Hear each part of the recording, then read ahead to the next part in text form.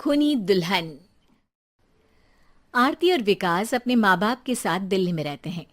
Journalist होने की वजह से विकास को बहुत बार काम के लिए देर रात तक ऑफिस में रहना पड़ता है, जिस पर ज्यादातर आरती जाग कर उसका इंतजार करती रहती है। इसी तरह एक रात आरती विकास का इंतजार करते हुए घर की बालकनी में खड़ी होती है। इनकी जॉब तो जैसे मेरी सौतन बन गई है। मुझसे ज्यादा उसी के साथ टाइम स्पेंड करते हैं और हम यहाँ इंतजार करते हुए मर जाएं। अपने आप से ये सब बोलते हुए आरती की नजर मोहल्ले के कोने वाले घर पर पड़ती है, जिसकी लाइट्स ऑन देखकर वो हैरान रह जाती है। ये इस घर की लाइट्स कैसे ऑन हो सकती हैं? यहाँ तो सालों से कोई नहीं रहता। वो ये सोच ही रही होती है कि तभी उसे घर की खिड़की पर औरत की परछाई के साथ लाल चुन्नी दिखाई देती है, जिसे देख आरती डर से चिल्लाने लगती है। भूत! कोने वाले घर में भूत है! आरती की आवाज सुन उसके घर वालों के साथ मोहल्ले के लोग भी अपनी बालकनी में निकल आते हैं। अरे क्या हुआ? आधी रात में बावरों की तरह क्यों चिल्ला रही है? भूत! वहाँ भूत है! आरती की बात से सब उस घर की तरफ देखने लगते हैं, लेकिन वहाँ कुछ नहीं होता। भाभी जी, लगता है आपने सपना देखा होगा।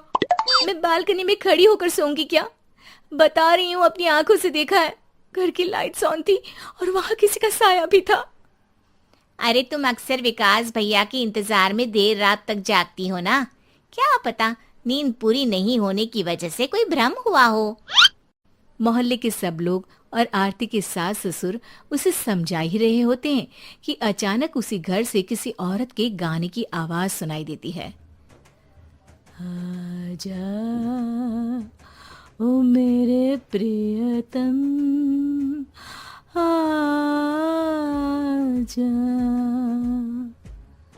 आवाज सुन सब हैरानी और कंफ्यूजन से उस घर की तरफ देखने लगते हैं कि तभी उन्हें लाल जोड़े में औरत का साया वहां दिखता है, जिसे देख पूरा मोहल्ला सकते में आ जाता है। अरे ये तो कोई दुल्हन है। अरे नहीं नहीं, भूत नहीं है। अरे फिर तो पक्का तेरी दुल्हन है। अरे नहीं नहीं, वो तो मायके गई है। हद है, पहले इससे निपट ले, बाद में इस पर डिस्कशन कर लेना। बड़ा भ्रम बोल रहे थे ना, अब फटी ना सबकी। और नहीं नहीं, मैं किसी से नहीं डरता भाभी जी। भूत जैसा कुछ नहीं होता। या तो इस घर के मालिक यहाँ आ गए हैं, या फिर किसी ने खाली घर देख कर कब्जा कर लिया है। हमें वहां जाकर देखना चाहिए। बात में लॉजिक मानकर सब बाहर इकट्ठा हो जाते हैं कि तभी विकास भी वहां पहुंच जाता है। क्या बात है? इतनी रात को पूरा मोहल्ला यहाँ कैसे? भूतिया दुल्हन की वजह से। क्या तुम्हारे अलावा भी कोई दुल्हन भूतिया हो सकती है? इस भूतनी का किस्सा निपटने दो, फिर तुम्हें अपनी भूतनी दिखाती हूँ। अब सारे लोग मिलकर विकास को पूरी बात बताते हैं, जिसे सुन वो भी उनके साथ जाने के लिए तैयार हो जाता है। जिसके बाद वो सब डरते हुए उस घर के सामने जाकर खड़े हो जाते हैं। तुम सब यहीं रुको, मैं अंदर जाता हूँ। अकेले जाओगे? अरे नहीं नहीं, आप सबकी नकली भूतनी भी तो होगी ना मेरे साथ। कैसा मजाक कर रहा है यार। रुक, मैं चलता हूँ साथ में। क्या मैं चलता हूँ? ये क्या गोवा घूमने जा रहे हैं जो मैं भी साथ चलता हूँ? कहीं नहीं जाओगे तुम, यहीं मेरे पास खड़े रहो। बहू, सिचुएशन समझो। हाँ, घर जाकर सुना लेना। हे भगवान, मम्मी तुम किसकी मम्मी हो? ओ, इन्हें सब कुछ अभी करना है क्या? नहीं, यहाँ पंचायत बिठा देते हैं आपके परिवार के लिए। इस पर मामला शांत करके अब वो लोग इधर उधर से घर के अंदर झांकने की कोशिश करते हैं।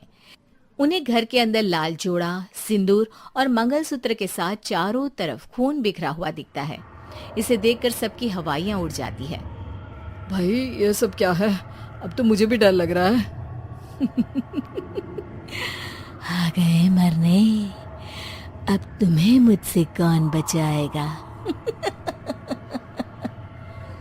उस नजारे के साथ सोने पर सुहागे की तरफ भूतनी की आवाज सुन वो सब तुरंत वहां से भाग खड़े होते हैं। ये सब क्या था? अब हम क्या करेंगे? हमारे मोहल्ले में भूतनी आ गई जो सबको मारना चाहती है। ओ भाभी जी, मैं फिर बोल रहा हूँ, भूतनी जैसा कुछ नहीं होता। मुझे तो पक्का यकीन है कि यहाँ किसी गलत इंसान ने गलत काम करने के लिए कब्जा कर लिया है और लोगों को घर से दूर रखने के लिए ये सब कर रहा है। तुम इतने यकीन के साथ कैसे बोल सकते हो? फिल्मों में ऐसे ही तो दिखाते हैं। हे भगवान, ये फिल्म नहीं, ये रियल लाइफ है। हमें शांति से कुछ सोचना चाहिए। सब हमारे घर चलो। सब आरती के घर में इकट्ठा हो जाते हैं। रात भर आधी नींद और बिल्कुल ना चल रहे दिमाग के साथ सब सॉल्यूशन सोचने की बहुत कोशिश करते हैं, लेकिन कुछ नहीं होता। इसी तरह सुबह हो जाती है। ऐसे कोई भी उपाय नहीं निकलेगा। सब पूरी रात के थके हुए हैं। घर जाओ, थोड़ा आराम कर, फ्रेश होकर फिर आ जाना।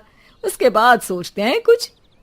डरे सहमे लोग जैसे ही अपने घर जाने लगते हैं, तभी विकास को उस घर में कोई हरकत नजर आती है, जिस पर वो किसी को कुछ बताए बिना चुपचाप वहां पहुंच जाता है और कुछ देर बाद घर आकर सबको दोबारा इकट्ठा कर उस घर के पीछे वाले खिड़की पर ले जाता है। विकास, क्या खेल लगा रखा है? ये कोई मजाक नहीं है। वही तो, मजाक नहीं, बहुत बड़ा मजाक है। अंदर देखो। जैसे ही सब उस खिड़की से अंदर देखते हैं तो उनकी आंखें खुली की खुली रह जाती है। मूवी की शूटिंग!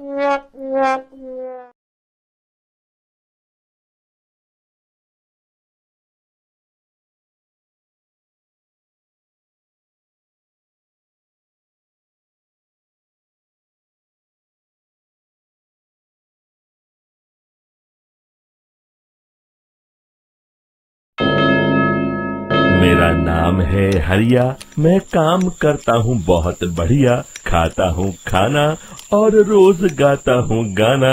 अरे यार, आज तो बहुत देर हो गई। इस खतरनाक जंगल को देखकर तो मेरे हाथ पैर ठंडे हो गए हैं। अगर मैं वक्त पर गांव नहीं पहुँचा तो मालिक बहुत नाराज हो जाएंगे। तभी हरिया को एक आवाज सुनाई देती है। सुनिए हरु जी। अरे, ये आवाज किसने दी? तभी हरिया को सामने कुछ दूर एक औरत खड़ी दिखाई देती है। अरे भाई, ये औरत अकेली इतनी रात को इस जंगल में क्या कर रही है? चलकर पूछना पड़ेगा। फिर हरिया अपनी बैलगाड़ी उस औरत के सामने लाकर रोक देता है और उससे पूछता है। अरे सुनिए, आप इतनी रात को इस खतरनाक जंगल में अकेली क्या कर रही हैं? तभी वो औरत मीठी आवाज में कहती है, अरे हरु जी, आप आ गए। मैं कब से आपका इंतजार कर रही थी। वैसे तो यहाँ से काफी लोग गुजर चुके हैं, लेकिन मैं खास आपका इंतजार कर रही थी। अच्छा, तुम सच कह रही हो? मुझे तो यकीन नहीं हो रहा है। वो क्या है ना, आज तक किसी ने मुझसे इतने प्यार से बात नहीं की। हाँ हाँ हरु जी, मैं सच कह रही हूँ। अब देर मत करिए और जल्दी से मुझे मेरे घर तक छोड़ दीजिए। हाँ हाँ, कौन सी बड़ी बात है, अभी छोड़ देता हूँ। आप मेरे पीछे बैलगाड़ी में बैठ जाइए और मुझे रास्ता बताते चलिए। फिर वो औरत हरिया की बैलगाड़ी में बैठ जाती है और हरिया बैलगाड़ी हाँकता हुआ आगे चल पड़ता है। फिर उस औरत के बताए हुए रास्ते पर चलते चलते हरिया बैलगाड़ी लेकर एक काली गुफा के आगे आकर रुक जाता है। हरिया उस औरत से पूछता है, हाँ देवी जी, आपका घर कहाँ है? यहाँ तो एक गुफा के अलावा और कुछ नहीं है। तभी अचानक वो औरत हवा में उड़ने लगती है। देखते ही देखते उसका सुंदर रूप एक डरावनी चुड़ैल में बदल जाता है और वो जोर जोर से हंसती है। अरे तू तो एक नंबर का बेवकूफ निकला। तू तो बड़ी आसानी से मेरी बातों में आ गया। अरे मर गया रे, ये तो एक चुड़ैल है। हे भगवान बचा ले, ये तो बड़ी डरावनी दिखाई दे रही है। और फिर अगले ही पल हरिया की बैलगाड़ी में रखा सारा सामान हवा में उड़ता हुआ उस काली गुफा के अंदर चला जाता है और वो चुड़ैल भी उस गुफा के अंदर जाकर कहीं गायब हो जाती है। हरिया ये नजारा देख बुरी तरह घबरा और परेशान हो जाता है। अरे ये चुड़ैल तो मेरा सारा सामान लेकर गुफा में गायब हो गई। अब क्या होगा? अगर मैं गांव खाली हाथ गया तो मालिक मेरी अच्छी खबर लेंगे। मेरी इस बात का कोई यकीन भी नहीं करेगा। फिर आखिर वही हुआ। हरिया के मालिक चंपक सेठ को हरिया की किसी भी बात पर रत्ती भर भी यकीन नहीं हुआ। चंपक सेठ को लगा हरिया झूठ बोल रहा है और उसने ही लालच में आकर सारा सामान हड़प कर लिया है। फिर हरिया को बेईमान समझकर चंपक सेठ उसे काम से निकाल देता है। अगले दिन अपनी दुकान में परेशान बैठा चंपक सेठ गुस्से में बड़बड़ाता है। अरे दुकान में तो सामान बिल्कुल भी नहीं है। अब मुझे ही शहर जाकर सामान लाना होगा। फिर वो अपनी बैलगाड़ी लेकर शहर चला जाता है। शहर से सामान लेकर जब चंपक सेठ वापस गांव लौट रहा होता है, तभी उसे एक आवाज सुनाई देती है।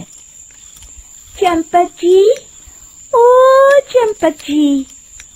अरे ये तो कोई मेरा नाम लेकर मुझे पुकार रहा है। फिर उस रास्ते में वही औरत खड़ी दिखाई देती है। फिर क्या था, हरिया की तरह चंपक सेठ भी उस औरत के पास अपनी बैलगाड़ी लेकर जाता है और वो भी उसकी चिकनी चुपड़ी बातों के मुंह जाल में फंस जाता है। फिर चुड़ैल उसे भी अपनी गुफा तक ले जाती है और उसका सारा सामान लेकर गुफा में गायब हो जाती है। बेचारा चंपक सेठ लाचार होकर खाली हाथ गांव लौट आता है। फिर ये उस जंगल में रोज की बात हो जाती है। जो कोई भी शहर से कुछ लेकर गांव की तरफ लौटता, वो चुड़ैल उसे बेवकूफ बनाकर उसका सारा सामान लेकर गुफा में गायब हो जाती। एक दिन हरिया एक लकड़हारे को उसी जंगल की तरफ जाते हुए देखता है। फिर हरिया उसे रोकते हुए कहता है, अरे भाई, क्यों अपनी मौत को दावत दे रहे हो? मेरी बात मानो, आगे जंगल में मत जाओ। वहाँ एक बड़ी भयानक चुड़ैल रहती है। लकड़हारा हरिया की बातों को नजरअंदाज करते हुए कहता है, अरे भाई, मुझे पहले ही बहुत देर हो चुकी है। मुझे जाने दो भाई। शाम तक लकड़ियाँ काट कर शहर के बाजार में बेचना है। तुम अपनी ये कहानी किसी फुर्सत में बैठे इंसान को सुनाओ। मैं तो चला। इतना कहकर लकड़हारा वहाँ से आगे जंगल की तरफ चला जाता है। फिर अगले दिन गांव के मुखिया के घर के बाहर बहुत सारे लोग जमा हो जाते हैं। तभी हाथ में कुल्हाड़ी लिए खड़ा लकड़हारा कहता है, अरे मुखिया जी, अब आप ही हमें बचाइए उस जंगल वाली चुड़ैल से। हमारा सारा काम तो शहर से ही होता है। अरे मुखिया जी, उस चुड़ैल की वजह से तो मैं पूरी तरह बर्बाद हो गया हूँ। हम सबको मिलकर उस चुड़ैल का कोई इलाज करना पड़ेगा। तभी भीड़ में खड़ा वीरा कहता है, आप लोग चिंता मत करिए। कल से वो चुड़ैल किसी को नहीं लूट पाएगी। मेरे पास एक बहुत अच्छी तरकीब है।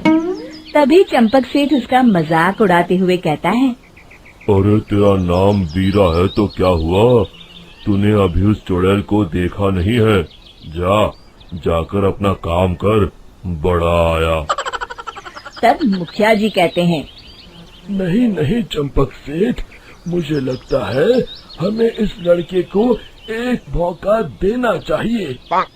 फिर सभी गांव वाले मुखिया जी की बातों से सहमत हो जाते हैं और वीरा शाम को एक बैलगाड़ी में कुछ सामान लादकर उस जंगल की ओर चल देता है। वीरा, ओ वीरा, कहाँ जा रहा है? तभी वीरा मुड़ के देखता है, वही चुड़ैल एक औरत के रूप में खड़ी है। अरे बहन जी, मैं आपको ही ढूंढ रहा था। देखिए, मैं आपके लिए क्या लाया हूँ। हैं? अरे वाह, तो खुद मेरे लिए इतना सामान लाया है। तू ही अकेला गांव में समझदार है। जरा देखो, मैं भी खोल के, बड़े भूख लगी है। जैसे ही चुड़ैल उस सामान पर से कपड़ा हटाती है, एक भगवान शिव की तेज रोशनी उसके अंदर मूर्ति से निकलती है और चुड़ैल अपने असली रूप में आकर जलने लगती है। अरे मैं जल रही हूँ, बचाओ! बचाओ! ओम नमः शिवाय, मर गई मैं! देखते ही देखते वो चुड़ैल राख के साथ उड़ जाती है और सभी गांव वाले भी वहां आ जाते हैं। शिक्षा बुराई पे सदा अच्छाई की ही जीत होती है।